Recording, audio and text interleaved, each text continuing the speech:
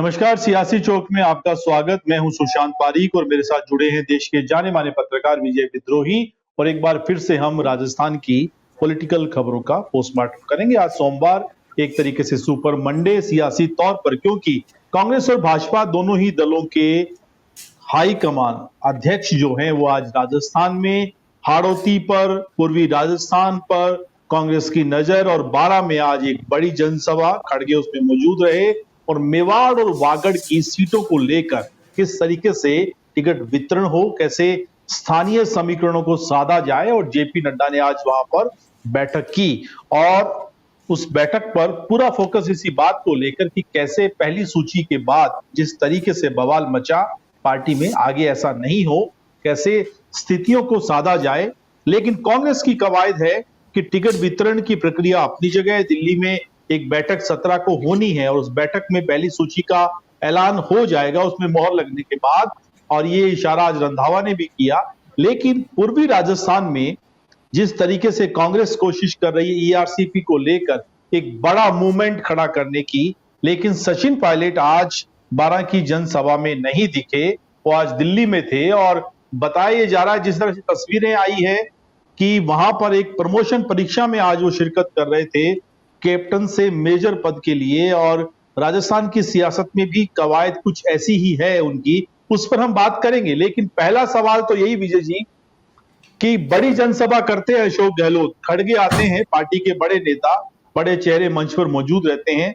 ERCP को चुनावी मुद्दा बनाने की कोशिश, सचिन पायलट उस सभा में नहीं थे, जो भी कारण है। लेकिन क्या आपको नहीं लगता कि पूर्वी राजस्थान के 13 जिलों को लेकर जिस तरीके से ये पूरा अभियान है, बिना पायलट के ईआरसीपी क्या कांग्रेस चुनावी मुद्दा बना पाएगी? और क्या कांग्रेस इसीलिए, अशोक गहलोत इसीलिए चुनावी मुद्दा बना रहे हैं कि पूर्वी राजस्थान में पायलट की जरूरत नहीं पड़े?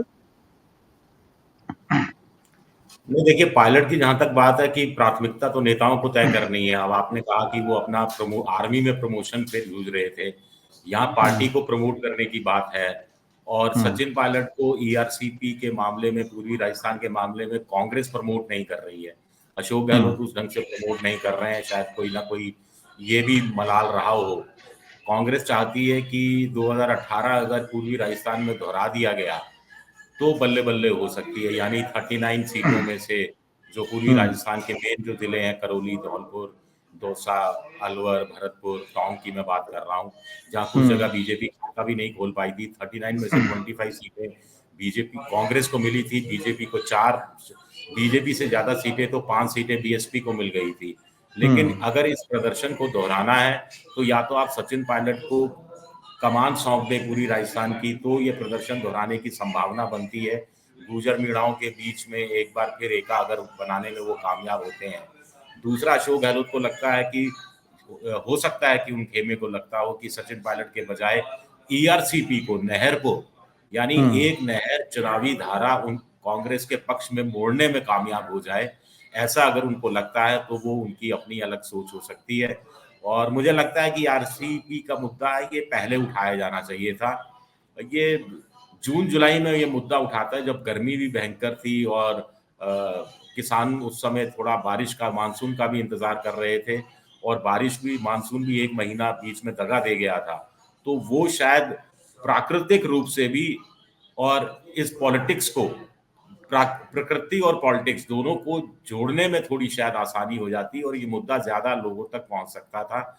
आखिरी दौर में जब अभी टिकट वितरण का काम आखिरी सिरे में है, फिर लोग जहां जहां जिनको टिकट पूर्वी राजस्थान में मिलेगा वो भी जागरण यात्रा की बजाय अपने अपने इलाके में ज्यादा सक्रिय हो जाएंगे। और फिर शायद 4 दिन की यात्रा है, 4 दिन में कोई ये मुद्दा भी इस रूप में बन पाएगा, मुझे इसमें शक नजर आता है। लेकिन क्या आपको लगता है विजय जी कि पूर्वी राजस्थान में ईआरसीपी पायलट का विकल्प बन सकता है गहलोत के लिए? नहीं, हो सकता है अशोक गहलोत इस हिसाब से सोच रहे हो। कुल मिलाकर 1 और 1 11 होते हैं, बिल्कुल सिंपल सा फॉर्मूला है। राजनीति में कोई स्थायी दोस्त, स्थायी दुश्मन नहीं होता।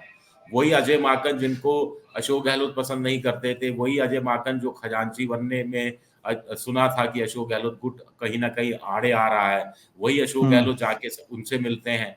और बिल्कुल, मुलाकात का समय लेना पड़ता है। हाँ, मुलाकात समय का समय की बात है।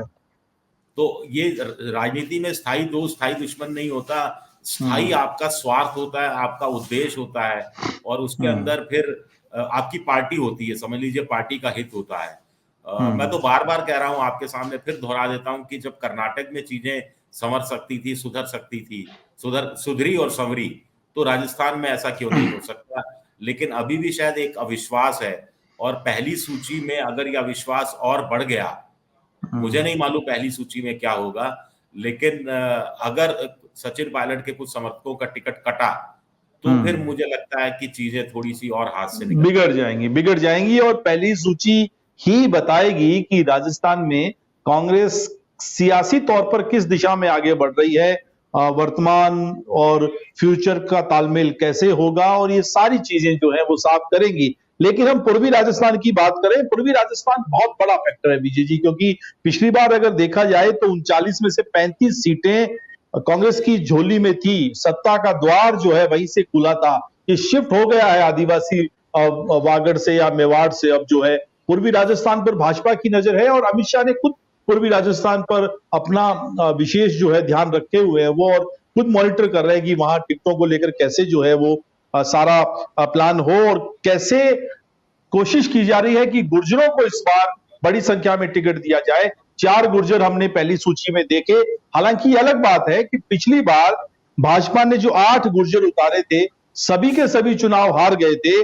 कांग्रेस के 11 में से 8 जीत कर आए थे, और ये संभव हो पाया था सचिन पायलट की वजह से। और यहां तक कहा गया कि जो है थोड़े से राजपूत नाराज हुए, एक फैक्टर वो रहा भाजपा से, और एक तरफा वोट गुर्जरों का एक बड़ा फैक्टर। पूर्वी राजस्थान गेम बना भी सकता है, गेम बिगाड़ भी सकता है। बात इशारा मिलने की है कि पायलट क्या इशारा करते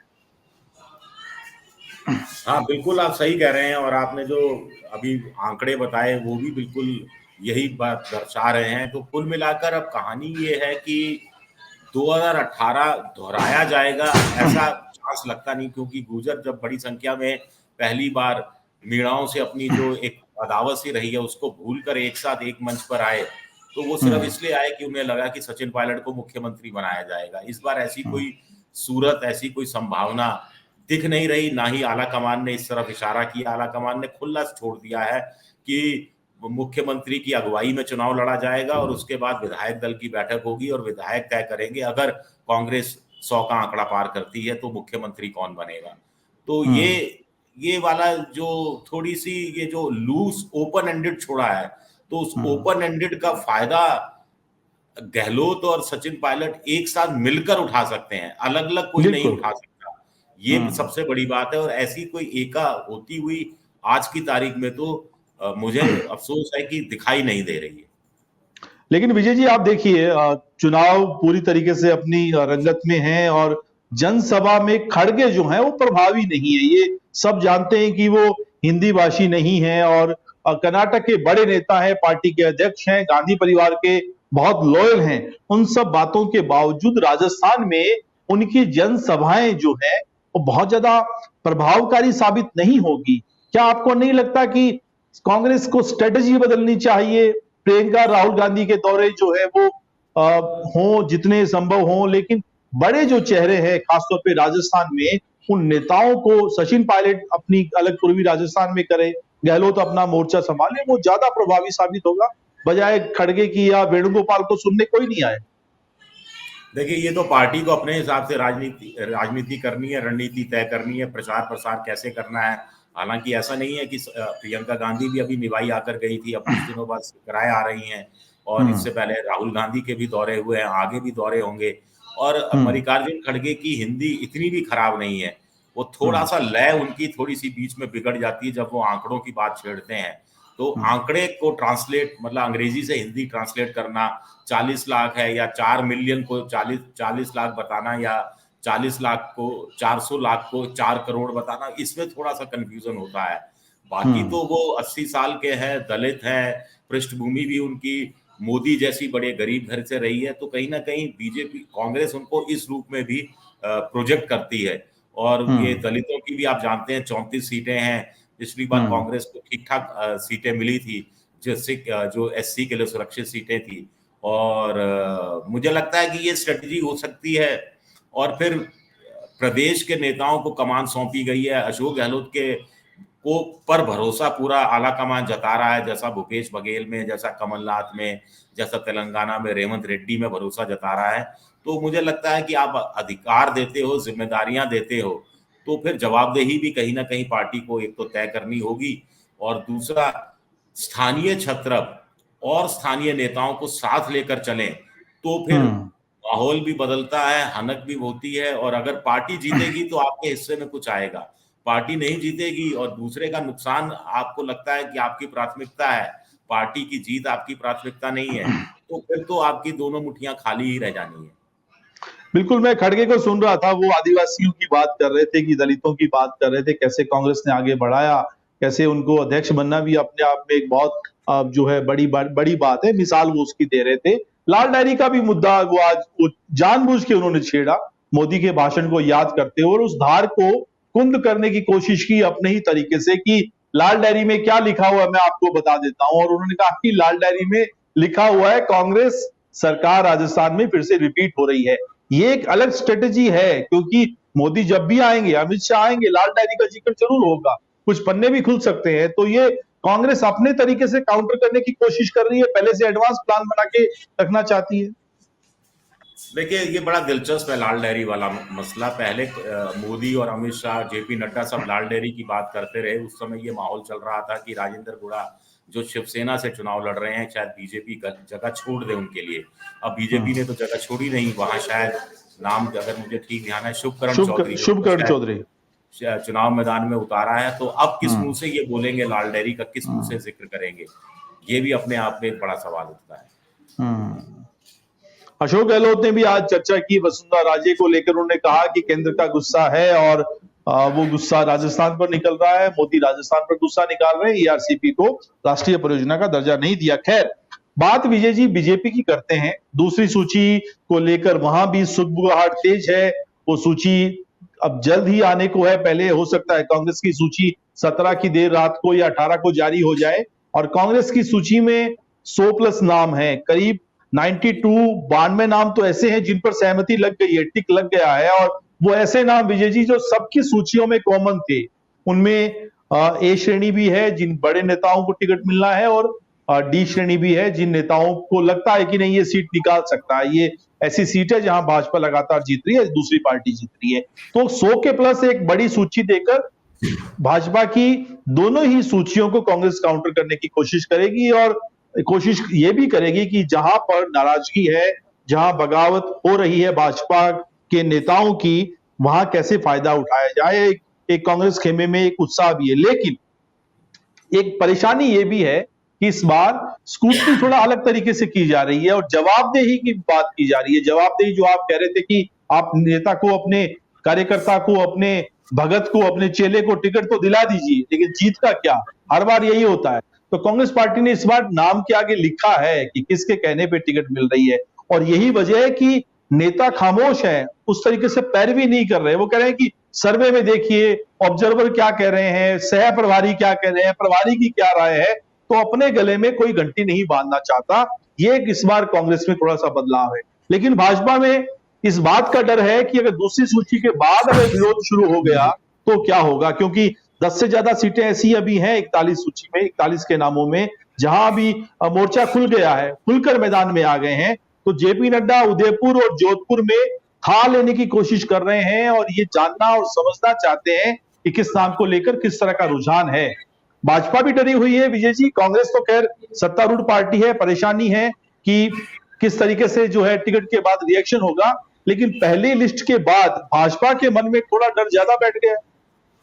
जी हाँ, बिल्कुल सही कह रहे हैं। और भाजपा के नेताओं ने ये उम्मीद नहीं की थी कि पहली लिस्ट वो जो 41 लोगों की जारी करेंगे, उसमें से 10-12 बगावत पर उतर जाएंगे, और जो उनकी सांसदों को चुनाव मैदान में उतारने की योजना थी उसका जमीनी स्तर पर विरोध होगा। जो जमीनी स्तर के कार्यकर्ता हैं उनको लग रहा है कि उनकी उपेक्षा हुई है, तरजीह नहीं दी जा रही, और किसी को कोई औचित्य समझ में नहीं आ रहा कि एक सांसद को क्यों विधानसभा का चुनाव लड़ाया जा रहा है। लोगों के दिमाग में ये आ रहा है कि क्या मोदी जी का ध्यान 2023 की बजाय 2024 के लोकसभा चुनाव की तरफ है, और जैसा प्री बोर्ड होता है तो बोर्ड है 2024 का, ये प्री बोर्ड की तरह ले रहे हैं कि इसमें सांसदों को उतार कर कि सांसदों के खिलाफ एंटी इनकम्बेंसी है, यानी इसका आकलन करने की कोशिश हो रही है। तो और आला कमान अपनी तरफ से एक तरफा फैसले ले रहा है, और जब रूठ गए और जो नेता रूठ गए हैं उनको मनाने के लिए प्रादेशिक स्तर के नेताओं से कहा जा रहा है। प्रादेशिक स्तर के नेताओं का कहना है, जो ऑफ रिकॉर्ड कहना है, कि भाई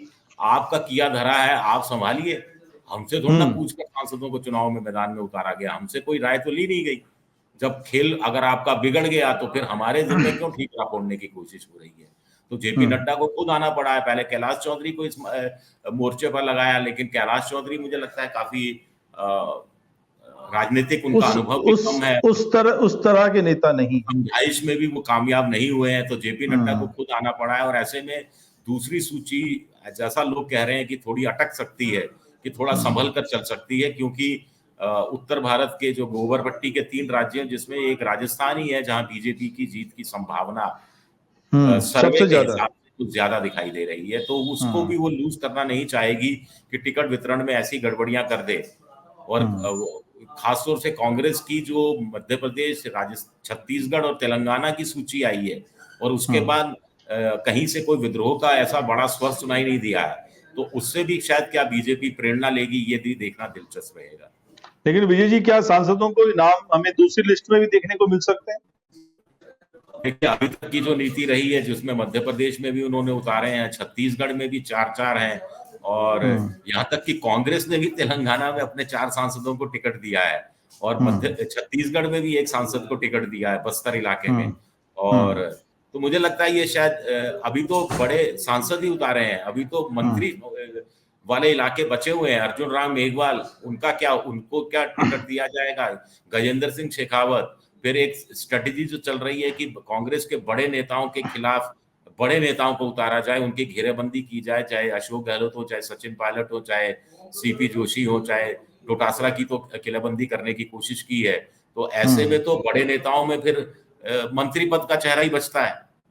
तो क्या बीजेपी आलाकमान उस तरफ जाएगा, या पहली सूची के बाद जो विद्रोह हुआ है उसमें उनको लगेगा कि 12-13 है, उसमें से 2-4-5 नॉन सीरियस होंगे, 3-4 को बैठा दिया जाएगा, अभी बड़ा वक्त है और स्थितियां सुधार ली जाएंगी। अब ये कुछ आने वाला जो है जेपी नड्डा मुआयना कर रहे हैं, वो देखने की। आपने बड़े नेताओं का जिक्र किया, गजेंद्र सिंह शेखावत परेशान है इस बात को लेकर कि कहीं सरदारपुरा से मैदान में नहीं उतार दें, क्योंकि बार बार वो खुलकर तो नहीं कह रहे, लेकिन कह रहे हैं पार्टी तय करेगी। जो है सरदारपुरा बड़ी टफ सीट हो जाएगी उनके लिए। बिल्कुल, आप देखिए ना, कैलाश विजयवर्गीय मध्य प्रदेश में उन्होंने खुलेआम कह दिया मैं नहीं लड़ना चाहता। नरेंद्र सिंह तोमर, उनकी नाम की घोषणा हुए शायद 20 दिन हो गए, अभी तक अपने विधानसभा क्षेत्र जहां से चुनाव लड़ना वहां नहीं गए। प्रहलाद पटेल, उनके लिए भी हालात ठीक नहीं बताए जा रहे। तो ऐसे में यहाँ भी जो सांसद थोड़ा डरे सहमे हुए हैं। सबसे बड़ी बात है कि उनको लग रहा है कि अगर विधानसभा सीट नहीं निकाल पाए तो फिर लोकसभा में तो वो टिकट मांगने के हकदार भी नहीं रहेंगे। किस मुंह से टिकट? बड़ी किरकिरी हो जाएगी, बड़े नाम, बड़े चेहरे, और अगर विधानसभा चुनाव भी हार जाते हैं, हालांकि मोदी ने जो है कुछ प्लान बनाया, सोच समझ के बनाया होगा, लेकिन वसुंधरा राजे का भी नाम दूसरी लिस्ट में देखने को मिल सकता है विजय जी, या फिर लोकसभा का चुनाव लड़ेंगी राजे इस बार? यही तो सारा मसला अटका हुआ है। यही तो हम भी देख रहे हैं कि वसुंधरा को दूसरी लिस्ट में, अब जैसे शिवराज सिंह चौहान का नाम चौथी लिस्ट में आया था, उससे पहले उनको सभाओं में जाके कहना पड़ा था कि मुझे मुख्यमंत्री बनना चाहिए या नहीं बनना चाहिए, मैं अच्छा मुख्यमंत्री रहा या मैं बुरा मुख्यमंत्री रहा, मामा जी याद आएंगे कि नहीं आएंगे, जब मैं चला जाऊंगा तो ये तमाम उनको रोना धोना पड़ा, तब जाके उनको चौथी लिस्ट में नाम आया। और वसुंधरा ये ऐसा तो नहीं करने वाली।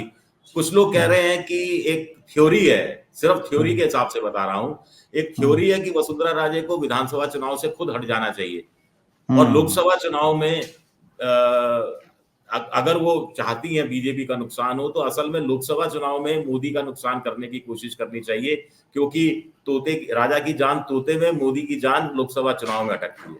आप एक सलाह दे रहे हैं उनको, हालांकि वो सलाह लेने के लिए गुलाब चंद कटारिया के पास गई थी, और उदयपुर में एक अच्छी लंबी मीटिंग हुई है, शिष्टाचार मुलाकात का इसे नाम दिया जा रहा है। लेकिन सब जानते हैं कि जब समय चुनाव का हो और सियासत संकट में हो, अपने समर्थकों को टिकट नहीं मिल रहे हो, और पुराने अगर कहें तो किसी जमाने में तो संबंध अच्छे नहीं थे, बाद में संबंध ठीक हो गए। और गुलाब चंद कटारिया आज की तारीख में राज्यपाल है असम के। वो अमित शाह के उनसे किस तरीके से उनके जरिए संदेशा भिजवाया जा सकता है, इसकी कोशिश में राज्य लगी हुई है। कोई कोशिश, कोई दरवाजा, कोई दर छोड़ नहीं रही है राज्य, अभी भी एक तरीके से मैदान में डटी हुई है विजय जी। हाँ, डटी हुई हैं, कोई ना कोई इशारे करती रहती हैं, कोई ना कोई संकेत देती रहती हैं, और थोड़ी बहुत मदद अशोक गहलोत ने भी आज उनकी कर दी। एक तरह से विक्टिम कार्ड वाला हिस्सा तो रख ही दिया, ये जनता के बीच में ये नए सिरे से याद दिला दिया कि देखिए बीजेपी कैसे अपने पूर्व मुख्यमंत्रियों के साथ उपेक्षा का व्यवहार करती है। लेकिन बड़ी दिलचस्प चीज है कि गवर्नर साहब, राज्यपाल गुलाब चंद कटारिया संवैधानिक पोस्ट पे, वो राजस्थान के दौरे पर हैं, अपने इलाके मिल रहे हैं। इससे पहले उपराष्ट्रपति जगदीप धनखड़ लगातार दौरों पर रहे। सबको काम लगा दिया है मोदी जी ने, सबको काम लगा दिया है, किसी को बैठने नहीं दे रहे। ऐसी मौका मिलता है राजस्थान आ जाते हैं, तो ये तमाम चीज सब लोग लगे हुए हैं। खैर इंतजार है, और इंतजार खत्म होने वाला है क्योंकि सूचियां ऑलमोस्ट फाइनल हैं। थोड़ा सा पेज फंसा हुआ है नामों को लेकर, कांग्रेस में कम है, भाजपा में ज्यादा है, और कांग्रेस की सूची बताएगी कि राजस्थान की सियासत में किसकी चलेगी। आखिरी सवाल विजय जी, सचिन पायलट दिल्ली में है और आर्मी हेडक्वार्टर से तस्वीरें उनकी आई, तस्वीरों में वो आर्मी की वेशभूषा में थे, आर्मी ड्रेस में थे, और बताया गया कि वहां पर अभी वो कैप्टन है। मेजर बनने के लिए एक परीक्षा, प्रमोशन परीक्षा होती है, वो परीक्षा देने के लिए गए हुए हैं, और उसके बाद वो मेजर बन जाएंगे। राजस्थान की सियासत के मेजर बनेंगे इस चुनाव के बाद। राजस्थान की सियासत में तो वो मेजर पद से खुश नहीं होंगे, वो तो जनरल बनना चाहेंगे यहाँ के। मैं प्रमोशन की बात कर रहा हूँ, डिप्टी सीएम से सीएम। देखिए राजनीति में कोई क्यों आता है, अशोक गहलोत की बात ही लिया जाए तो बैंगन बेचने तो आता नहीं है राजनीति में। तो भाई कोई नेता किस लिए आता है? लालू प्रसाद यादव ने तो कहा था, एक बार लोकसभा में ही कहा था कि हम भी प्रधानमंत्री बनना चाहते हैं। कौन प्रधानमंत्री नहीं बनना चाहता? कौन नहीं बनना चाहता? टेरिटोरियल आर्मी में अनुशासन होता है, डिसिप्लिन होता है, और ये पूरी फौज का डिसिप्लिन, पूरी फौज का जो अनुशासन है, वही फौज को कामयाबी दिलाता है। तो ये सीख तो सचिन पायलट ने जरूर सेना में रहते हुए टेरिटोरियल आर्मी में ली होगी, और अनुशासन का पाठ सिखाने की कोशिश भी कर रहे हैं। वो लगातार कर ही रहे हैं, और उसी में उनकी भलाई है। उनका पॉलिटिकल करियर इसी बात से जुड़ा हुआ है कि वो कांग्रेस को ज्यादा से ज्यादा कितनी सीटें दिलाने में मदद कर पाते हैं। प्रमोशन होगा कि नहीं होगा राजस्थान? पहले कांग्रेस उस पड़ाव तक तो आए, ब्रिज टू पहले गढ़ जीते। फिल्म में आपने देखी होगी, bridge too far second world war पे थी। तो अभी हम क्योंकि युद्ध सेना की बात कर रहे हैं, तो इसीलिए मैं उदाहरण दे रहा हूं कि पहले वहां उस स्थिति पर तो आए, उसके बाद अगर आप मोर्चा फतेह करते हैं तो उसके किला बाद फतेह करना जरूरी, बिल्कुल। हाँ, मोर्चा फतेह करना जरूरी है, उसके बाद कमांड सौंपी जा सकती है। हो सकता है आपकी वीरता, आपकी बहादुरी से आलाकमान इतना खुश हो जाए कि इस बार जो है प्रमोशन जिसकी बात आप कह रहे हैं कि पूरी कमान सेना की उनके पास हो राजस्थान की, और राजस्थान की इन तमाम सियासी सवालों के जवाब कांग्रेस और भाजपा की दूसरी लिस्ट में छिपे होंगे, और ये साफ हो जाएगा कि वसुंधरा राजे और सचिन पायलट का सियासी भविष्य क्या होगा। बातचीत के लिए बहुत शुक्रिया विजय जी, और सियासी चौक में आज के लिए इतना ही। नमस्कार।